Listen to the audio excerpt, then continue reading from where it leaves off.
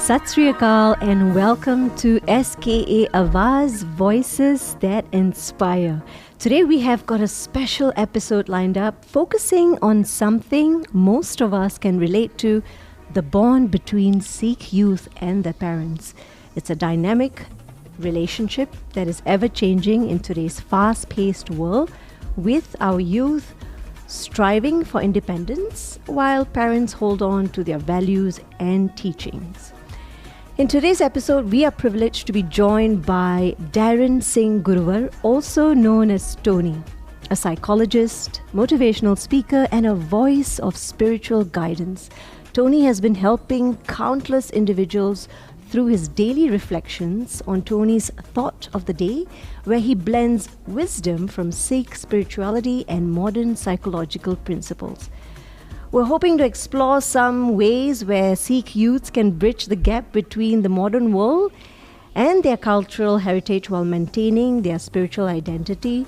Also dive into how parents can better understand their children, guide them, not by force, but with empathy and wisdom. Tony Viji, thank you, and Sat Sri Akal. Sat Sri Akal ji. Welcome to SKA Awaaz. I'm honored. Thank you.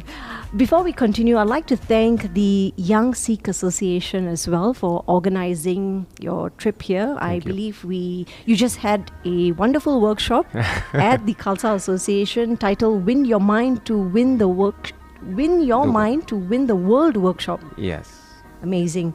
Now that was about dealing with stress and identity. Yep. How was the workshop, Vijay? I loved it. Yeah? Yeah. Actually, I want to let the listeners know that I was there as well. And I found it really interesting. But let's focus on our podcast today. Mm-hmm. And let me just explain the purpose of this very impromptu, but I believe it's going to be the best. Ji.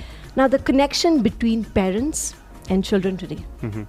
There seems to be a heavy disconnect. Let's focus a little bit more on youth rather than children. Yeah. There's so much of arguments. Parents are pretty much very stressed themselves. They want to raise wonderful individuals. Right. But yeah, they want to break their generational cycles that they went through as well.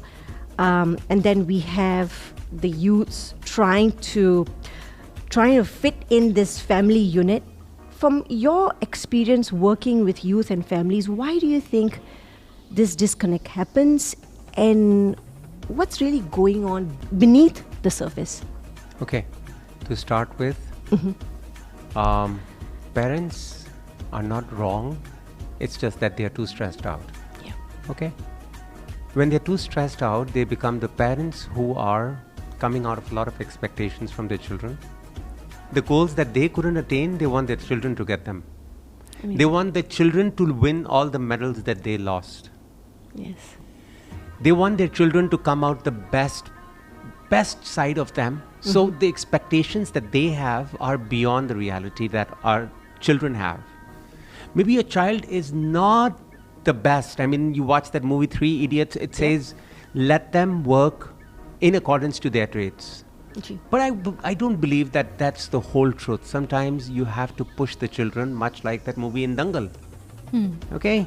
Both movies made by the same guy. Yeah. Amir Khan, one talks about let the children choose their path, and the second movie talks about how a father chooses the path for the children. True. And they succeed. So there is no fixed formula. Okay. But one thing is definitely there, that most of the parents who are stressed out are expecting a lot from their children. Out of this expectation, one thing that goes wrong is the parenting style. So most of the parents of my age were brought up in a very authoritarian way. My father only said, you got to do this because I'm telling you to do it. That's it, my way or the highway. That's right. I was brought up that way by a mom who spanked me, who felt that I am a pest and she needs to straighten me, otherwise I will not listen. Yep. So the school system was also the same. Right. Now, if I have children and I'm using the same method with them, it's not going to work. Authoritarian way doesn't work. Okay. Which actually is wrong and happens a lot in today's times is when we take the other extreme. And that is the submissive parenting. Oh, okay. So now what happens is, especially among couples who are fighting with each other because of their stress, the husband and the wife now have a child or children in between them, and Yep. now they play a tug of war. Both of them are trying to get the best of their children, the votes, so they give in to the child the most. Okay. I'll give you an example from my life. Sure. One day my teenage son comes to me and says, I want to sleep over in my friend's house.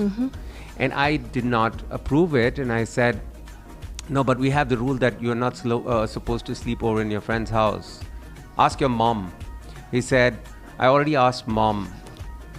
And so I said, what does she say? He says, she says, okay. He lied to me, but now he goes back to the mom. And he asks mom, can I sleep over in my friend's house? She says, but we don't have that rule. What does your dad say? He says, dad says it's okay. So now mom feels, if dad is going to be the good guy, I better be the good guy first. Yeah. So she says, if he's okay with that, I'm okay with it too. And we don't have communication, and that's how the children take advantage of that. So the first thing you need to fix is the husband and wife need to be a unit. Okay. If you don't have the same rules, Yeah. the children will play. Number two, every child is like a spoiled brat, or a mind is spoiled, okay? Our mind is like that. Yep. So we have to treat our mind like that too. Okay. Number two is, if you have unity between the parents, they will come out as one unit, and they will be able to lay certain rules. There is no democracy in family. I don't believe in. Sure. What if all the members of the family say no education needed for the child? Would we agree with it? No. I would put my foot down and say my child needs education. So the child cannot say, my way, my life, let me live it. I'll say, till you are in my house, up to a certain age, is it right, beta? Okay, I try not to speak to my children in an authoritarian way. I will ask them questions. Beta ji, is it right that you should get good education? And the answer is, yeah. Is it right for you to sleep early so that you can get up early? Yes. Okay. If you get up late, you'll be cranky. Am I right? Yes. They are the ones who need to give the answers, the right answers.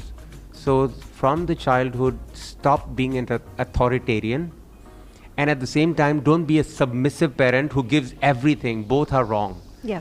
Be an authoritative parent.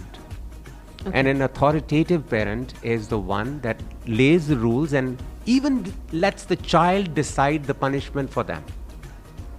You know, normally I would decide that you are going to be penalized for this. Now I change it. I say to my child, what do you think should be the punishment for this that you want to give to your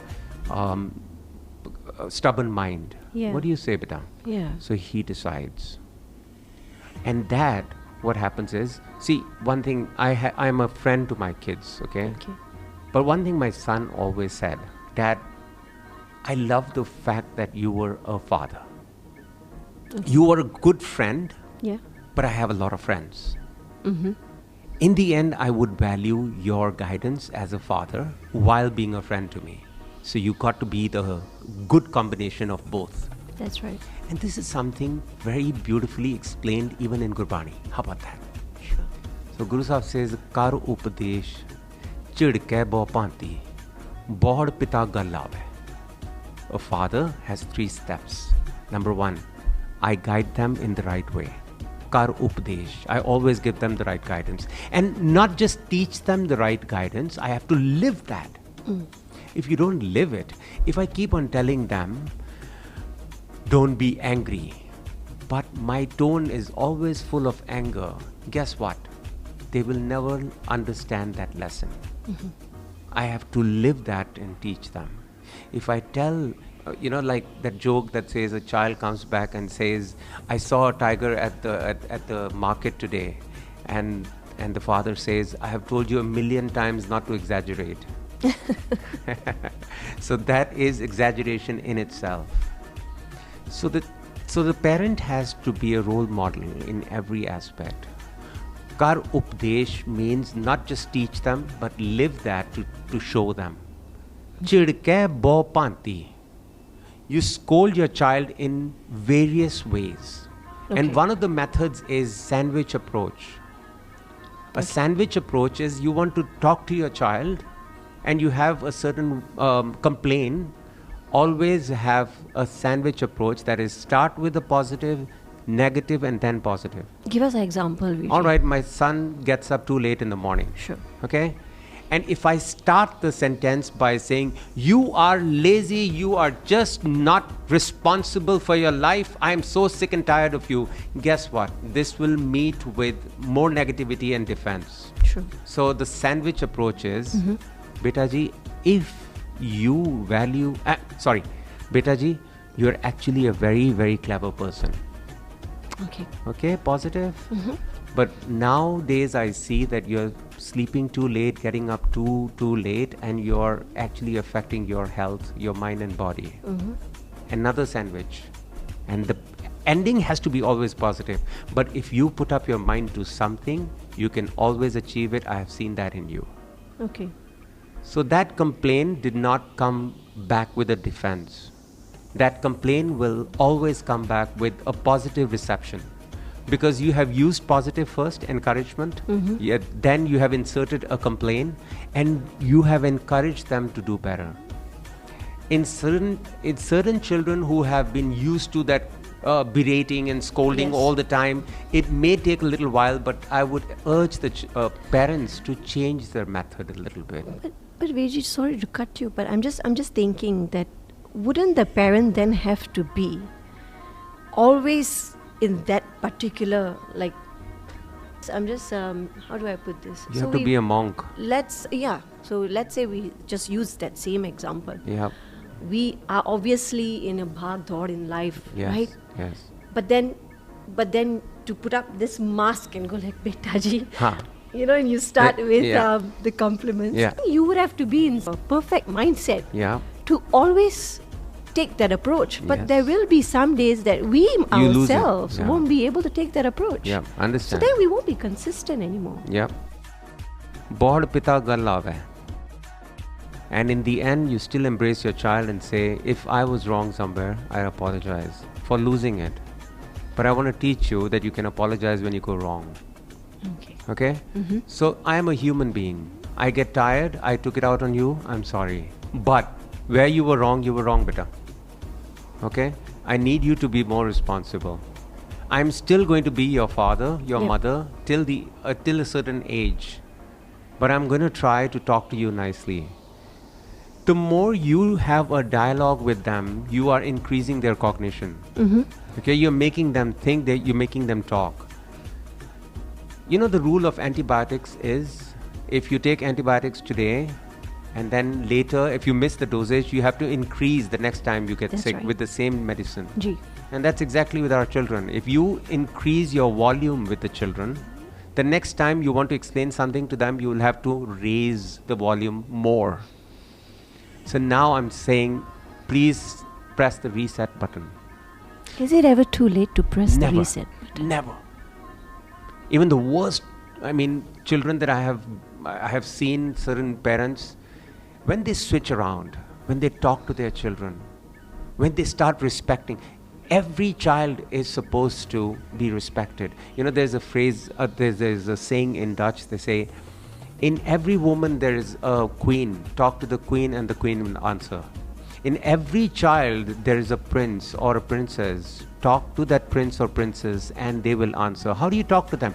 You call out to them. You respect them, they will become respectful. You scold them, you call them idiot. That's exactly how they will become. You are echoing the voice. So the parents are supposed to be, and also understand one thing. Parents need to remember, your children are not a replica of you. They are going to think differently. They are going to be different. Your religion may not be theirs. Your time is definitely not theirs. They are facing different challenges. Their struggles are different. Yes, basically what we all want is the same. Water has been the source of quenching our thirst from centuries, and it'll be the same. Love, respect, all these things are going to be forever. Yeah. But style of reaching out to children today or tomorrow will always, we have to evolve. But the problem right now is, yes, parents are facing a lot of struggles at work, trying to make ends meet. Expenses have gone through the roof, and the salaries or the income that is coming in is not able to sustain that. On top of that, demands are there, and then you have comparison with other people. So it's all adding on to the stress. So what we need is parents, firstly, as I said, become one unit. Number two, approach with a lot of calmness and love and respect, but be firm. I love that line, 3 points. Kar updesh, chidke bo panti. You scold, you give them the lessons in various ways. Bod pita gal aave. But you embrace your children and make them feel that you are not disrespecting them, you still love them. Even if you're scolding them, you're doing it because you love them. Make them feel that in action, and then you will see how differences are resolved. But that house, that home atmosphere is very important to raise healthy children. And when I say healthy, means healthy mind, healthy body. Otherwise, they will find answers elsewhere, which is very dangerous. You're talking about healthy mind, healthy body, and I believe sleep and food are also equally crucial for the growing youth. If we could pick one and expand on it, and how important it is in the long run for these youths, and what message could you give them for how they could manage their sleep better? I think sleep is quintessential. Okay. This is something that when you sleep, you have your growth hormone that actually repairs your body. Food I can stay without. I can do fasting. I don't have any issue. But if I don't sleep well, I become groggy. I have brain fog. I have so many things which are connected to sleep. So if there is one thing that I could get children to do is, please sleep on time so that you wake up on time. I don't tell them to wake up on time. I always tell them to sleep on time. That's right. Yeah. Okay. You do this right, a lot of your issues are solved. You wouldn't be binge eating. You wouldn't be taking any kind of alcohol or things to calm yourself down, because in the end, your stressed mind is going to lead to a lot of problems. So your sleep is very important to me. I think they also are at that stage in life where, peer pressure. Everyone's up till 11 o'clock, 12 o'clock. No one's going to sleep at 8:30 or 9 o'clock. No, I believe that. I'm being practical here. Right? Yeah, that's a big challenge in homes, actually, to get the whole, especially to sleep on time. Yep. Yeah. I remember my son telling me one day, have you messaged my friend? So I said, it was 11 o'clock at night, so I didn't dare message him. He said, 11 o'clock, everybody is awake, Dad. Go ahead. But I said, what if I message him 9 in the morning? He said, Dad, they might be sleeping. So, yeah. Well, just coming back a bit, back to how it all starts in context with family, upbringing. The unit of a family always starts with a husband and wife. And, when you get married, whether love marriage, arranged marriage, everything is fine and dandy in the beginning. When a child comes in and parents are unsure of the paths to take. What are your thoughts on this concept of good cop and bad cop? And how long does it last? Actually, don't make one person the bad one. Okay. I don't believe in good cop, bad cop as an individual good cop, bad cop. I believe good cop and bad cop as both the parents, because I believe they should be one unit. How does that happen though? So if you are going to scold your child because of something, then both the parents need to be on the same page. And when they need to be good cop is bod pita gal lave, both of them need to say, come. If we said something that is out of context, sorry, but this is right, do you agree? See, my point is, I don't enforce even the thoughts on them in that way. I would always tell them, ask them in such a way that, beta, if you are going to respond to us in a very tenseful way, do you think you will be able to control this with your girlfriend? No, right? Yep. Do you think you need to improve? Because today you can say whatever you want to with us, but do you think everybody's going to take your nonsense? No, right?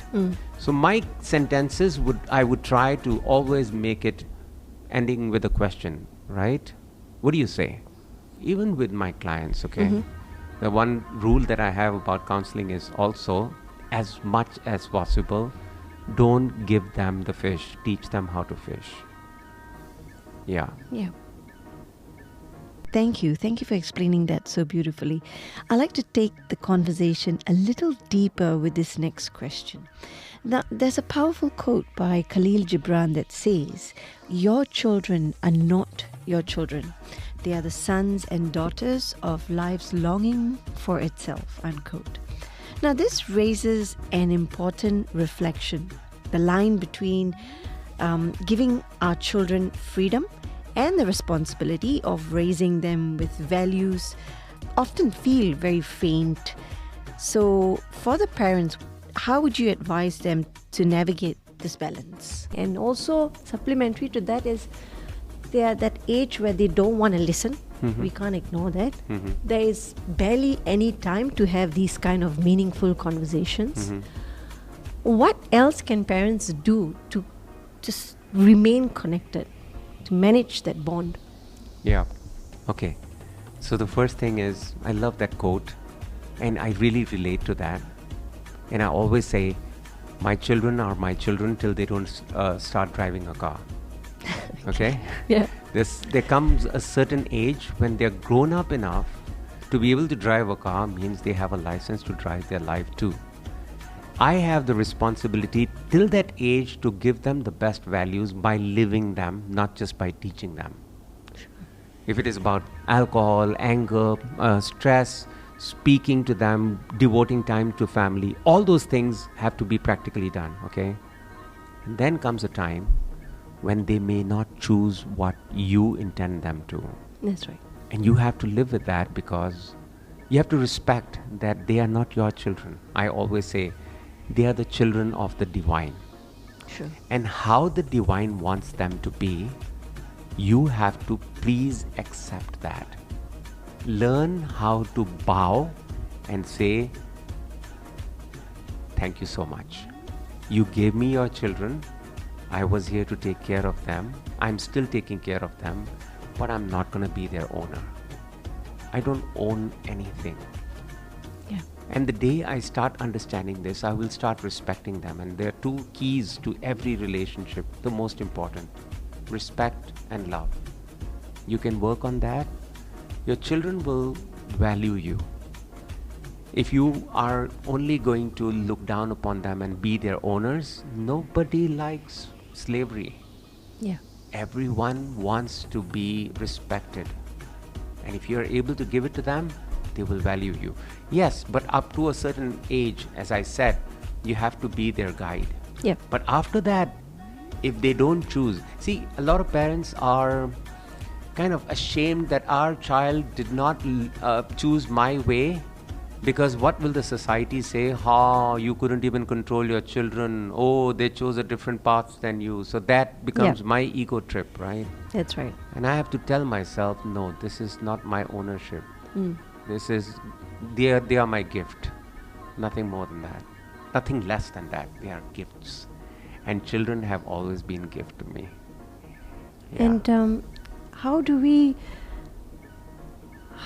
convince our children very subtly, especially the youth, that all the answers to life's challenges can be found in Gurbani without being forceful? Okay. So I share with them. I share the meanings of Gurbani with them. I don't tell them every answer is found in Gurbani. Okay. I tell them the answers are there, but I'm not giving you. You find them.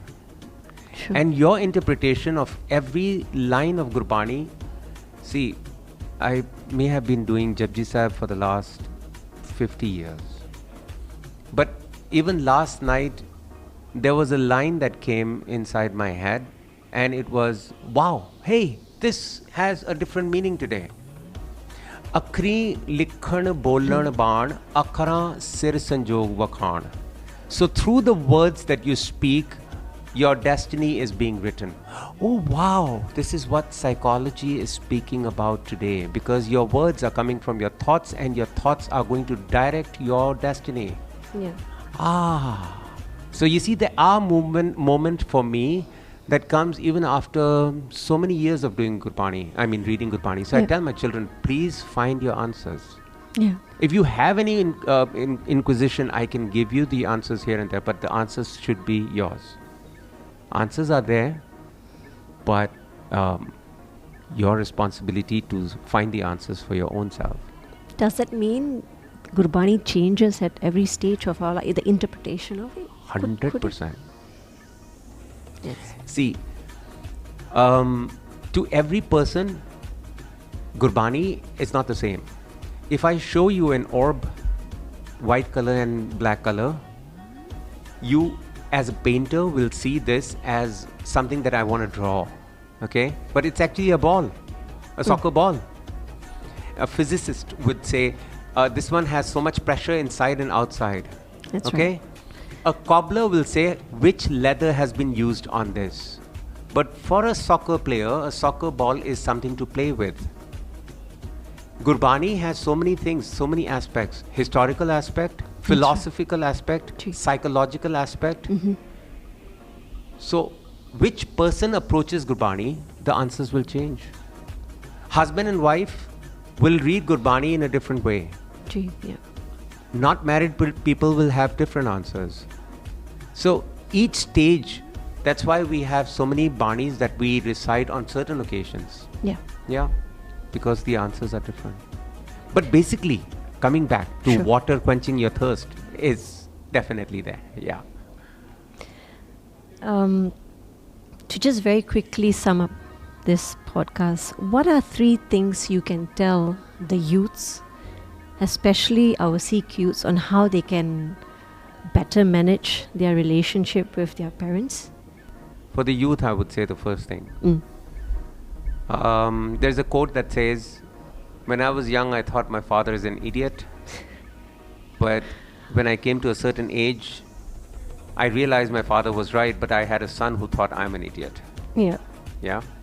So first thing I will tell you, no matter how much your father or mother sound, nagging, all that, they're your best people in your life. Yeah. Please value them, and please value them before it's too late. Before you come to the point where you realize, oh man, they were actually right. Today I'm facing the same problems, but they are not there anymore. Okay. Yeah. Number 2, my dad used to say, when you are on the wrong path, take the slap of your father rather than the pat of a wrong friend. Okay? Because your friend is not going to be at the bedside when you have destroyed your liver or kidney and you're waiting for a transplant, because they are there only to entertain your mind, but they are not there to guide you through the thick and thin of life. And your parents, your family is going to be there because that is their unconditional support for you. That's right. You may take them for granted today, but I would really urge you not to do that. Number 3, the values that they have, please listen to that. Listen to those values, those teachings. They may not be of your time, but there may be a little truth in what they are saying. So adapt it to what you are going through and mold it in accordance to what you can adapt, but live it. Try as much as possible. For example, if my dad always told me, find a life partner who you can see walking hand in hand in a park when you are old, rather than just go for the beauty of a person, because that doesn't last forever. Now, if I had listened to him, I would choose a life partner who's more stable emotionally, sensibly, rather than just the physical beauty, because that fades. Now, I might say, Dad, you're too old-fashioned. You don't know. I want a hot wife or a very good husband and very good-looking husband. I mean, Hrithik Roshan and all that.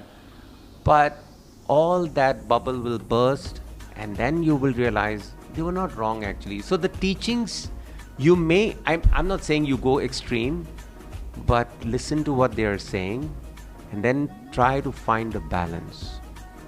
Turn it, suit for yourself, and live your life. Intelligence is very important. Today, the only two battles I have is how you're living your life, an emotional life or an intelligent life. And those who are coming to me with a lot of problems are because the emotions are overpowering them. So yeah, Gurbani as well as your parents will always tell you how to be wise rather than just be swept with your emotions. Definitely. Yeah. Just a last question, Reggie. Anji. What are your thoughts on family traditions and having a couple of them?